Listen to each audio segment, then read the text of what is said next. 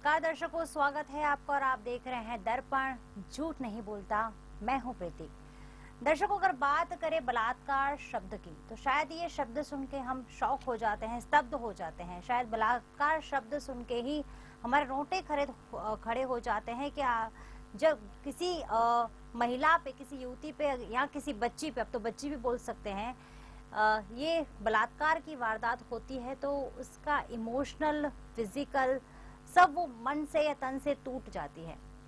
लेकिन बलात्कार ये शब्द जो है आज की दुनिया में, आज के ट्रेंड में शायद सामान्य हो गया है। फिर वो राजधानी दिल्ली की बात हो या गुजरात के अहमदाबाद की ही बात हो। अगर कल की ही बात ले लें तो दिल्ली में, राजधानी दिल्ली में फिर एक बार बलात्कार की एक वारदात सामने आई है और गुजरात के अहमदाबाद में भी फिर से बलात्कार हुआ है। अहमदाबाद फिर से इस बार बोल रही हूँ क्योंकि अहमदाबाद में भी ये घटनाएं, ये वारदातें बिल्कुल सामान्य हो गई है। यानी रोज बरोज एक बलात्कार पीड़ित युवती सामने आ रही है, फिर वो 6 महीने की बच्ची हो या 60 साल की सीनियर सिटीजन, यानी वृद्धा ही क्यों हो। एज फैक्टर ये बलात्कार में अब एक काम नहीं कर रहा है। तो दर्शकों, आज दर्पण में यही चर्चा करनी है और आज का हमारा विषय है फिर एक दामिनी। और ये चर्चा में भाग लेने के लिए स्टूडियो में आमंत्रित किया है सोनल बहन जोशी की, जो सोशल एक्टिविटी से यानी सामाजिक कार्यकर्ता हैं और वकील भी हैं। सोनल जी, स्वागत है आपका दर्पण में। सोनल जी, क्या कहेंगे? बलात्कार शब्द सुन के शायद हम शॉक हो जाते हैं कि ये घटना, हम मन में यही प्रार्थना करते हैं ईश्वर से कि ये घटना किसी भी औरत के साथ नहीं घटनी चाहिए, क्योंकि समाज की ओर से हो, फैमिली की ओर से हो या खुद के मन की ओर से हो, बिल्कुल महिला जो है वो जो पीड़ित होती है वो टूट जाती है। लेकिन ये वारदातें अब भारत में बिल्कुल सामान्य हो गई है। आंकड़े भी दिखा रहे हैं। चलो, आंकड़े की बात करें तो आंकड़े शायद रजिस्टर कम होते हैं, लेकिन घटनाएं जो होती हैं वो ज्यादा ही होती हैं। क्या कहेंगी, क्यों बढ़ रही है ऐसी बलात्कार की वारदातें? मेरा ये मानना है कि जब भी कोई ना कोई घटना जब तक बनती रहती है, जैसे कि दामिनी का कांड हुआ, उसके बाद जैसे दिल्ली की बात करें तो दिल्ली में बहुत ही आम है जी। मैंने देखा हुआ है कि दिल्ली में जिस तरह से सिक्योरिटी रात को 10 बजे के बाद, मैं खुद भी वहाँ पे फ्रिक्वेंटली जाती आती रहती हूँ, तो आई नो कि आफ्टर 10 अगर निकलना है तो बहुत ही डिफिकल्ट होता है। और दूसरी बात है कि वहाँ से दूसरे, जहाँ के सिंगल जेंट्स लोग जहाँ से कमाने के लिए आते हैं, वो लोग अकेले रहते हैं। मैं बोलना नहीं चाहूंगी, लेकिन I just want to explain कि किस तरह से उनका मेंटली और स्ट्रेस लेवल, कमाने के लिए आ रहे लोगों की संख्या भी दिल्ली में ज्यादा है, जो वहाँ पे अकेले रहते हैं। अकेले इस तरह से चौल में एक ही घर में 10-15 लोग शेयर करके घर में रहते होते हैं, और उनको लाइक अ फिजिकल नीड्स उनकी कहीं ना कहीं सेटिस्फाइड नहीं करने के नहीं होने के बावजूद ये सब चीजें मेंटली, मानसिक विकृति आती है उसके हिसाब से। कहीं ना कहीं हम लोग जैसे कि सोशल वर्क के लिए गए या फिर कहीं एनजीओज में हमने डिस्कस किया है तो ये प्रॉब्लम बहुत ही उठ के आई है। हालांकि समाज में ये मालूम नहीं कि बलात्कार की वारदातें क्यों बढ़ती गई है। मानसिक विकृति बढ़ती गई है। जैसे कि कोई संस्कार का लेवल तो हम बोल सकते हैं कि रोज बोलते हैं कि संस्कार की बातें करते कि ऐसा नहीं होना चाहिए, नहीं होना चाहिए, पर जो मेंटलिटी है वो बहुत ही विकृत होती जा रही है। उनको जैसे कि फिजिकल, वो बोलते, जब भी हम लोगों ने डिस्कशंस किए हुए, जैसे कि किसी बलात्कारी के साथ भी हमारा 1-to-1 हम लोगों ने काउंसलिंग किया हुआ, तो तब वो बात उठ के आती है कि आपने इस तरह से क्यों किया। तो बोलता है हम लोग अगर काम करने के लिए आए, हम लोग, हमारी फिजिकल नीड्स थी उस टाइम पे, हमें कुछ समझ नहीं है, पर उसका मतलब ये नहीं है कि आप एज फैक्टर देखो, कहाँ पे कर लो, किसी की बच्ची है, किसी की माँ है, और जो लड़की जो इस परिस्थिति से पास हुई है, अगर हम उनसे बात करें, बीइंग अ लेडीज, मैं खुद अपनी बात कर रही हूँ कि अगर मैं खुद वो सुनने के लिए, मतलब हमें जिगर चाहिए, तो उसने तो वो चीज उसने भोगी है, भुगती है।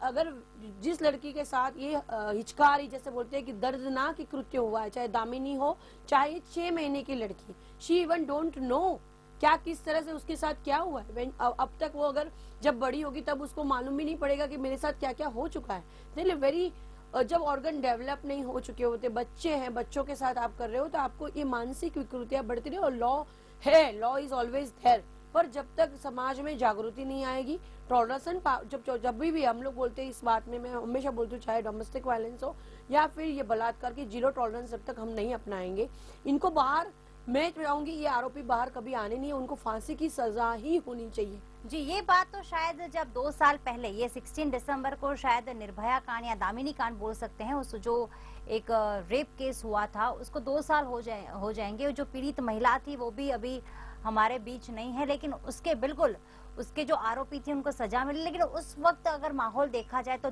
पूरा दिल्ली, फिर वो महिलाएं हो या पुरुष हो, कॉलेजियन हो या कोई परिवारजन हो, वो सारे रास्ते पे आ गए थे और एक ही मांग कर रहे थे कि बस उनको फांसी देनी चाहिए या हमारे हवाले कर दो। लेकिन अभी तक सजा देखा जाए तो फिक्स नहीं की गई है। उस वक्त तो एक स्पेशल कोर्ट खड़ी करने की भी बात की गई थी, लेकिन काफी फंड भी इकट्ठा किया गया था कि उसको निर्भया दिन के मनाया जाएगा या निर्भया कोर्ट, ऐसा कुछ नाम दिया जाएगा। लेकिन अभी तक ऐसे कोई एक्शन नहीं है।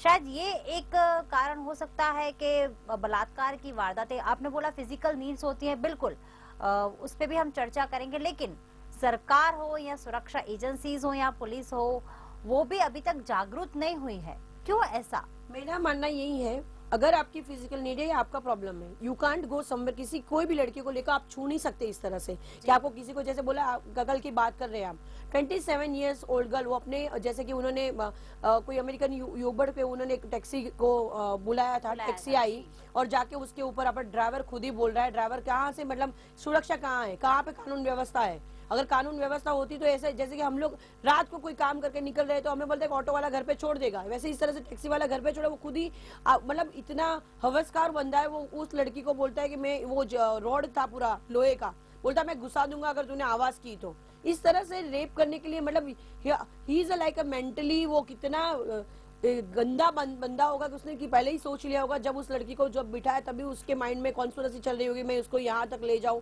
लड़की भी थकी हुई थी, सोए जैसी थी। जो आप अहमदाबाद का बोल रहे हो, that ladies I think 55 years old lady and 35 years old का लड़का है। मतलब एज फैक्टर कुछ देख नहीं रहे हो, कहाँ पे है आपका दिमाग, कहाँ पे, किस तरह से क्या सोच है? उस बंदे को आप बोल रहे हो कि मार के उनकी सजा के लिए, उस लेडी पे क्या गुजरी? That lady, she is a window lady, वो वहां पे है, उसको वहां पे आप पे एंड यूज टॉयलेट में जा रहे हो और उसको बाथरूम में बंद करके उसके साथ फिजिकल हरासमेंट कर रहे हो। अब उस मतलब मेंटालिटी हमारी नहीं हो रही, और मैं बोलूंगी कि कायदा व्यवस्था बहुत ही स्ट्रांग होनी जरूरी है, चाहे कहीं पे भी हो। माँ सो रही है, उसकी बाजू में से 6 महीने की बच्ची उठा के कोई भी ले जाता है और जंगल में उसके साथ रेप हो जाता है। तो लाइक लॉ है, पर स्ट्रिक्ट होने की जरूरत है। जब तक अवेयरनेस नहीं आएगी लोगों में, लोगों जब तक बाहर निकलेंगे नहीं, जैसे कि निर्भया कांड हुआ या दामिनी आया, लोग सड़कों पे आ गए, लोगों ने मार भी खाया, सब कुछ किया, उसके बाद क्या आपने, उसके बाद एक कोई इंसान, क्या हमें वेट करना चाहिए? मैं ये समाज को बोलती हूँ कि हमें क्या वेट करना चाहिए? कोई इंसिडेंस अगर घटता है उसके बाद हम वेट करेंगे, रोड पे आएंगे, उससे पहले कि हम कंटिन्यूस क्या कर रहे हैं उसका, जब तक जो चीजें हुई है जब तक बंद नहीं होती तब तक हमने क्या क्या किया? अगर हमारी जैसे जिम्मेदारी आती है, ऐसा हम भी समाज से आते हैं, हम समाज को कुछ वापस देना चाहते हैं, तो इसी तरह से लोगों को भी इसमें पार्ट लेना चाहिए। ऐसा दिखा जाता है, सामूहिक बलात्कार की घटना हो या बलात्कार की घटना हो, कई लोग 50% लोग का, अगर आज मैं बोलती हूँ, अगर आप इंटरव्यू लेंगे तो ऐसा ही बोलेंगे, रात को वो बंदी यानी रात को वो लड़की इतनी रात को जॉब करेगी तो फिर ऐसा ही उसके साथ होगा, कपड़े इस तरह से पहने होंगे, शायद उसने ही उसको, ड्राइवर को या कोई भी बंदा हो सामने जो बलात्कारी हो, उसको अपनी तरफ आकर्षित किया होगा। क्यों समाज जो है वो सिर्फ महिलाओं को ही जिम्मेदार समझ रहा है? क्योंकि अगर मैं बात करूं 50% समाज यही बोलेगा कि वो लड़की ही गलत होगी। क्यों समाज की नजर या पीड़िता के साथ नहीं होती, या सरकार हो, या क्योंकि हम देखा जाए तो बलात्कार के बाद जो केस चलता है, कोई केस FIR इसलिए नहीं होता है क्योंकि उसके माँ बाप जो होते हैं वो रोकते हैं कि समाज क्या कहेगा, या तो फिर उसको पूरी प्रक्रिया पता होती है कि मेरे साथ बलात्कार भले फिजिकली एक बार हुआ है लेकिन मेंटली रोज कोर्ट में होता ही रहेगा। जो हमारे एडवोकेट्स हैं, आप तो एडवोकेट हैं, आप देखते होंगे कि वकील क्या क्या तरह के प्रश्न पूछते हैं, पुलिस उस लड़की को, उस पीड़िता को किस नजर से देखते हैं। तो हमारा समाज का नजरिया कब बदलेगा? मेरा ये बोलना है, मैं ये आज जरूर बोलना चाहूंगी कि हमें कभी किसी लड़के को पूछा कि आप वर्जिन हो कि नहीं हो?